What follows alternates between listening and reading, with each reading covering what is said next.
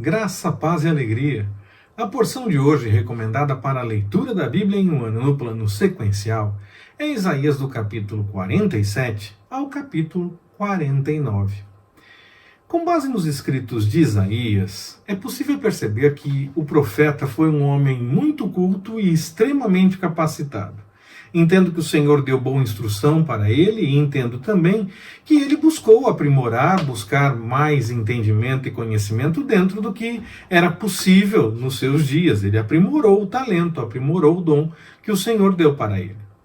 Muitos o consideram, inclusive, o maior escritor hebreu, rivalizando inclusive com Moisés, já que muitos dos textos do Pentateuco, aliás, os textos do Pentateuco, são textos que foram de fato escritos mesmo, estruturados como livros, alguns anos depois de Moisés, já durante o reinado, acredita-se nisso. É o mais provável que tenha acontecido.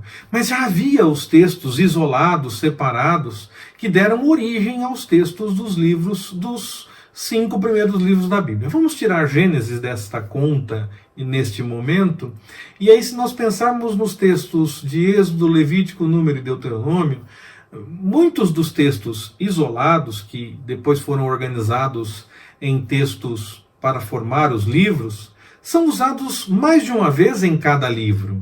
É possível ver situações ou histórias repetidas nos livros, às vezes aprimorando um pouco mais, dando uma nova linha interpretativa. Nós conversamos a respeito disso quando nós fizemos a leitura daqueles livros.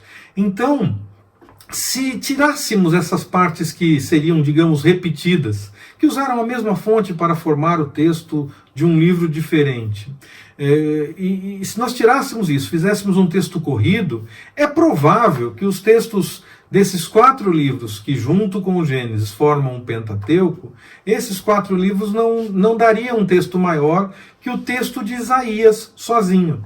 Então acredita-se, por conta disso, que o texto de Isaías é realmente o texto daquele que teria sido o maior escritor do Antigo Testamento.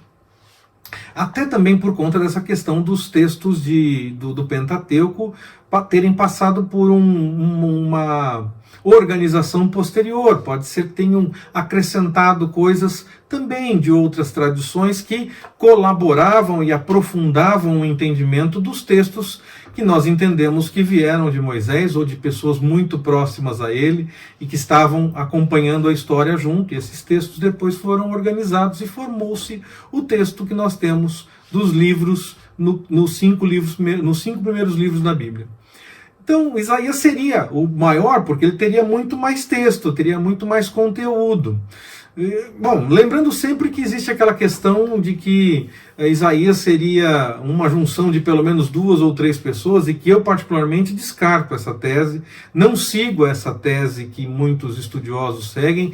Há muitas pessoas que colaboram, que concordam que não faz sentido, que mesmo que tenha acontecido de ter um editor, ter uma segunda pessoa envolvida, ou até mais mais de 2, o Senhor de fato revelou as coisas que revelou para Isaías. O Senhor pode ter revelado sem nenhum problema. Eu não consigo me sentir bem com a tese de que as coisas aconteceram e então alguém fez o registro depois do acontecimento, como se tivessem sido anunciadas antes. Isso seria uma grande mentira, seria uma grande enganação, e o Senhor vela pela sua palavra. Então eu não consigo entender como é que as pessoas que fazem estudo da Bíblia conseguem se acomodar com uma tese dessas. Ela não faz sentido, ela parece muito estranha para mim, porque ela estaria contrariando que o Senhor vela pela sua palavra. Ela não houve revelação, não acredita que houve revelação, não houve profecia.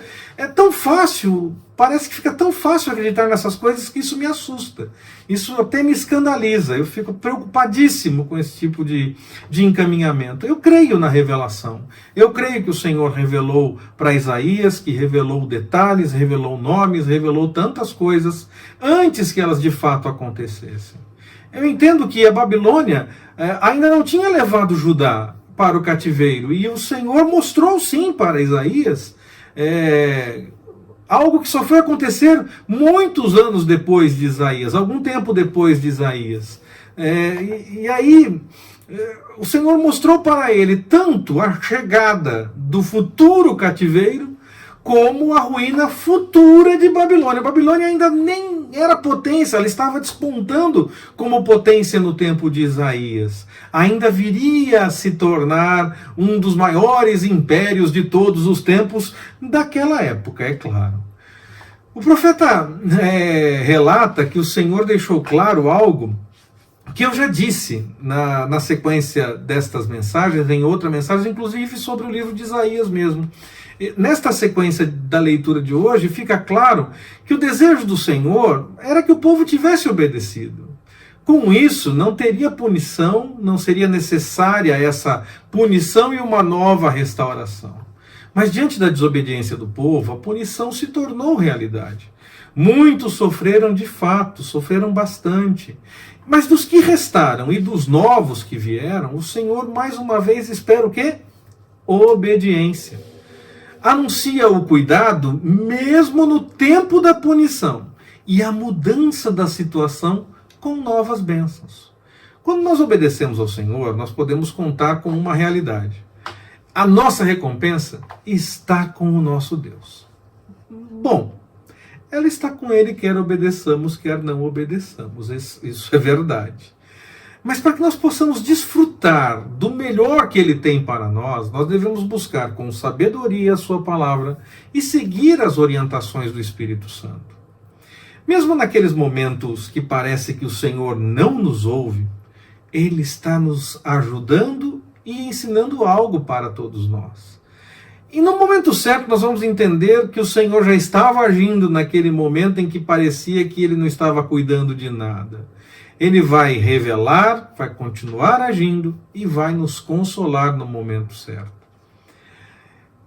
Ainda que mãe, pai, família, amigos, enfim, o mundo inteiro, qualquer um esqueça de você, pode ter certeza que Deus não se esquece.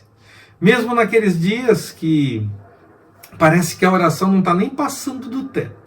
Ele está do teu lado. O Senhor está com você, pode ter certeza disso. Você nunca será mais um apenas para Ele. Pode ter certeza que o Senhor cuida de você de forma especial. Cada um pode ter esse cuidado especial da parte do Senhor. Basta buscar a vontade dEle. Que o Senhor nos abençoe.